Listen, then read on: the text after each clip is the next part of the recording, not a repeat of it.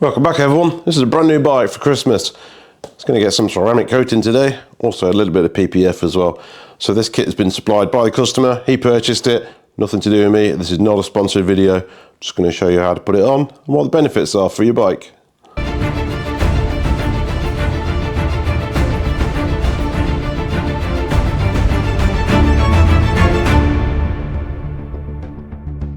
So this is Propain's freeride, freestyle bike. It's got some extremely unusual geometry. This seat tube is pretty much vertical. So it's actually designed for a youngster. This is, the lad's only, I think, 14, 15. Seen his bike on one of these videos before. Just put some clips up for you now. So this is a Christmas present. And Dad suggested we ceramic coat it before he starts giving it a good thrashing. So that's what we're going to do. Like I say, we've also got some PPF. We're going to just drop down on this Downtube.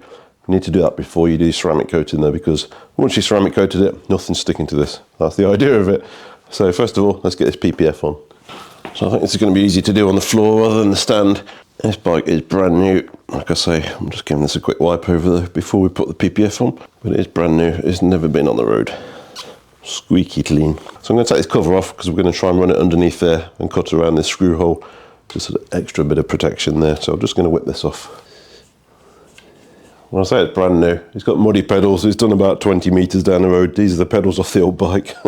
He couldn't resist trying it. That's it, so we're just going to go over there and then put this back on. So it's just a bit of clear PPF on this one. It's got some cuts here so it goes around the curve of the frame. Just get it central, stick it on, scrape it down with this. Going to use a heat gun as well, just to make it form to the shape of the tubes a bit better. It's pretty cold here today as well, so let's get going on that. Get the first bit straight. That's the important bit. You can reposition this stuff fairly easily as well though, with heat. That looks pretty good there. Smooth the centre line down first. I say we're going to get to this, obviously it won't go around there, so we're going to trim that out. Just smooth this central bit first. I've got a better one than this, I'm going to use mine. There's like a felt cover on it so it won't mark up the PPF at all. I'm just going to cut around this piece here on a sharp blade. That's going to get that one. There's a section up here by that weld. Alright, and that'll just mould over there now. It's a bit better now. Just a case of warming it up now so it conforms around the curves of the frame a bit better. This is a fairly low power heat gun. If you've got a mains powered one, be very careful because they get super hot.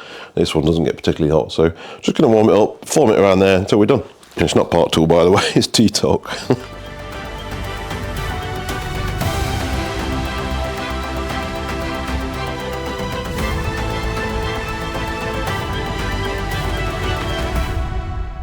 Alright, there's a couple of pieces here I'd need to trim when I get the bike back up right, but that's on basically. Put this back on now, over that. I'm also going to add a little bit of grease to these bolts because they're bone dry.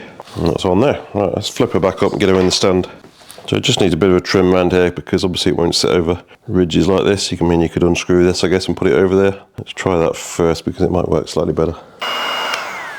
I'll just do this bit on the other side and then we can look at the ceramic. Just before I finish up on this bike here, I want to take a minute to thank this channel's ongoing sponsor, sportandleisure.com. Sport and Leisure are a UK-based cycling retailer with thousands of parts, tools, clothing, accessories, all ready to ship. Their listings are clear with proper descriptions and great pictures, which I really appreciate. I ordered something yesterday and wow, the description was exactly what I wanted. There's no doubt I've ordered the right thing, and that's what you need. So if things are listed in stock, then it's actually in stock and it's sitting on their warehouse shelf ready to go. If you order before 3 PM, it'll ship the same day. UK shipping is free on all orders, but if you need it faster than that, then next day delivery is only £2.50, which is cheaper than most places. So whether you're after some new wheels, brakes, or even a group set, check them out. The prices really are pretty much unbeatable. I don't think they sell ceramic coating though, sorry. Anyway, they've also given me a discount code for viewers. If you use the code BCR10 at checkout on your first order, you'll get an additional 10% off the incredible prices. Amazing. So the link's in the description below. Thanks again to sportandleisure.com for continuing to support the channel. It really is appreciated. Now let's get back to this ceramic. Alright, so just get as many bits off as you want really. You can get carried away and strip the entire frame down if you want, but we're going to get the big bits off, just these wheels I think. And then we can get the coating inside these bits. We'll have a look at this later as well, because this is probably a few of you haven't seen that before. Drop that in there. Like that. So it just gives you access to ceramic coat the inside of the parts that are more difficult to get hold of. This clip's also not been fitted properly, so that should be actually clamping that hose on, so we'll do that at the same time, obviously. Brand new bike from a shop, that's, yeah, I'm not sure how they missed that, but never mind. A lot of bikes it's going to be beneficial to pull the shock, but on this one I think I've got pretty good access to get to pretty much most of the nooks and crannies. The linkage is in the way more than anything, and we're certainly not going to start stripping linkages off, etc. If you're building it from a frame up, obviously before you put anything on it, probably that's the time to do that, but once it's built up, then just get the big bits off that you can really, and just cover everything that you can see, pretty much. Don't put the ceramic on the shock itself, the fork stanchions, dropper, saddle, grips, tyres, obviously, brake surfaces if you want rim brakes, anything that's basically a sort of contact point, you don't put it on there. So the ceramic itself, what is ceramic? Basically it's a layer of nanoparticles, so it's a sort of a chemical layer that's added on top of the paint that repels water, mud, UV, etc. as it shows you here, and basically makes the bike a lot easier to clean and enhances protection. So it's good stuff by all accounts. Many people use this on cars, and I think it's finding its way into the world of bikes as well. Like I say, on fresh brand new paint like this, it's a really good idea. It does keep it looking better for a lot longer. I think it's lasts about 2 years before it needs reapplying. Like I say, once you put this on though, you can't stick anything on, so you won't get PPF on. Any stickers you want to put on, you've got no chance. Once this is on, you can't stick anything to this bike, it'll just fall straight off. Right, let's have a look at this. Like I say, it's not sponsored, the customer's paid for this, so this is the first time I've actually used this, and by all accounts, we only need a drop of this. So, before I do this, I'm just going to get a quick practice on my car, just to make sure I'm happy with it. So it went onto the car, lovely. So yeah, beautiful, looks really good. Anyway, they give you a bottle of frame prep, basically sort of isopropyl, I guess, really, and a bit of a microfiber. So just any greasy fingerprints you've got on there, just give it a quick wipe down first, and then we can go to the ceramic. With the ceramic, they give you this little application mitt. Basically all you need to do is pour this on there, make sure it's nice and damp, wipe it onto the frame. Give it a minute to 2 minutes to just sort of flash off, and then you just buff it off with a new cloth. Just do one tube at a time. Don't try and do the whole bike, because by the time you've got down here, this will be too dry and you're going to struggle. So just do one tube at a time and just take your time on it, basically. It's pretty straightforward. It's literally Mr. Miyagi, really. Wipe on, wipe off. I've got nice clean gloves on. Just going to give this a good soak in and give everything a good wipe down, really. That's all. It's just isopropyl alcohol. I can smell it. It's good stuff. It shouldn't take much cleaning. As I say, brand new, so I'm not going to go too crazy on this. You can do the crown with a fork, not a problem. Just not the stanchions. You can do the legs for sure. So there's quite a few videos out there, again by Gtechniq themselves. They're doing a fair few videos talking about matte finishes.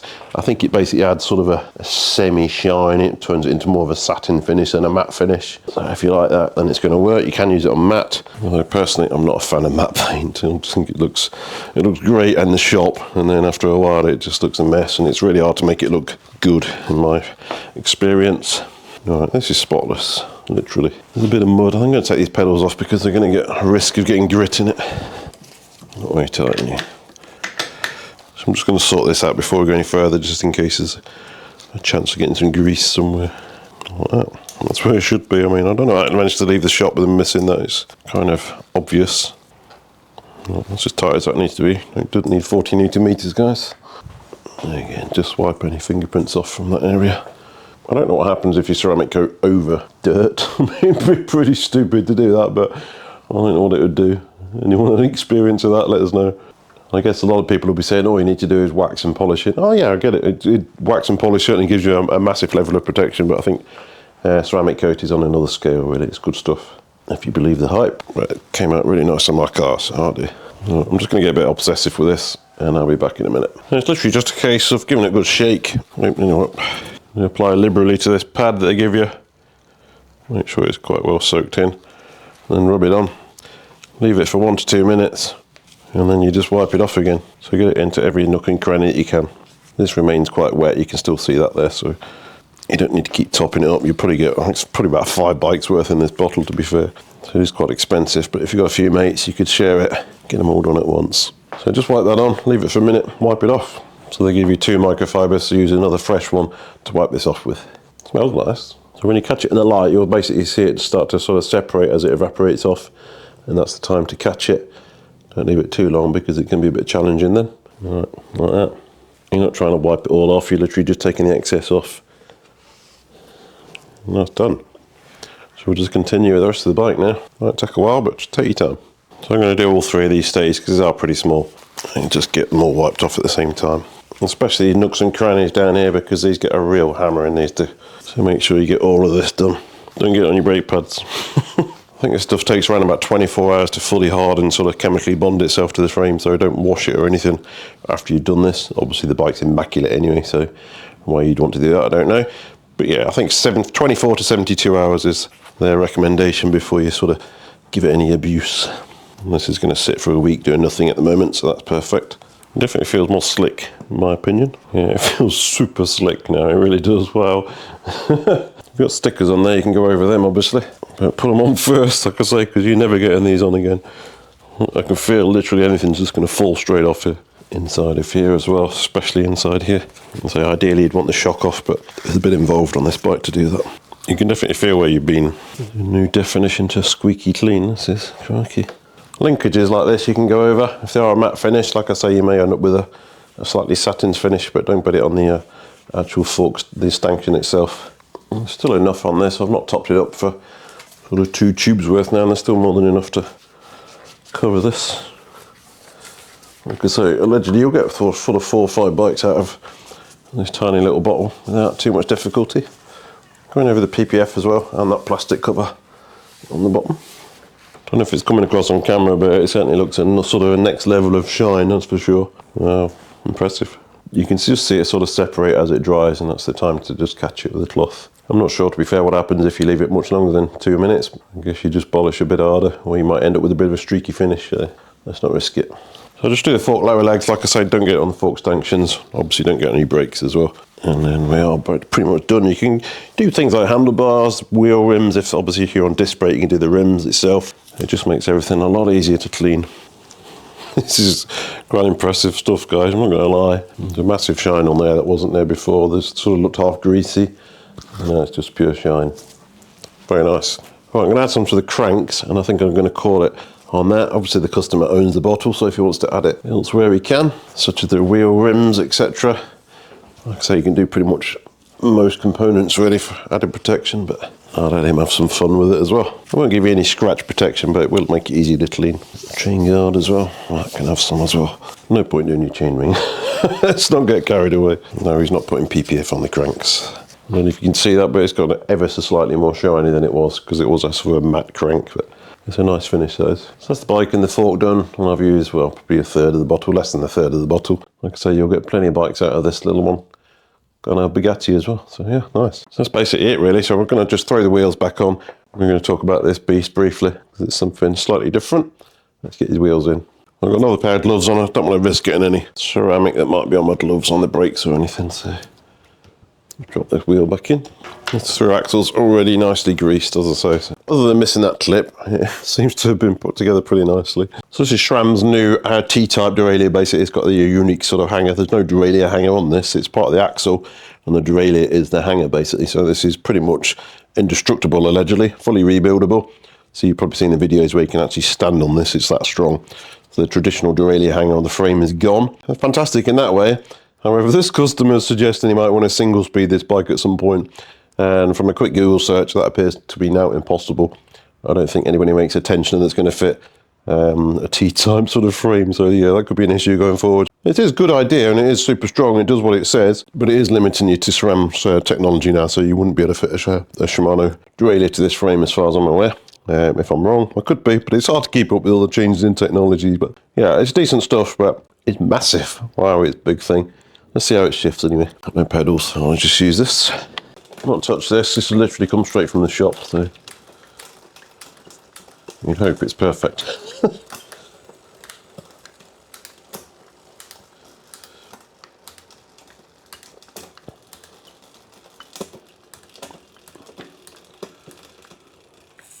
Not bad.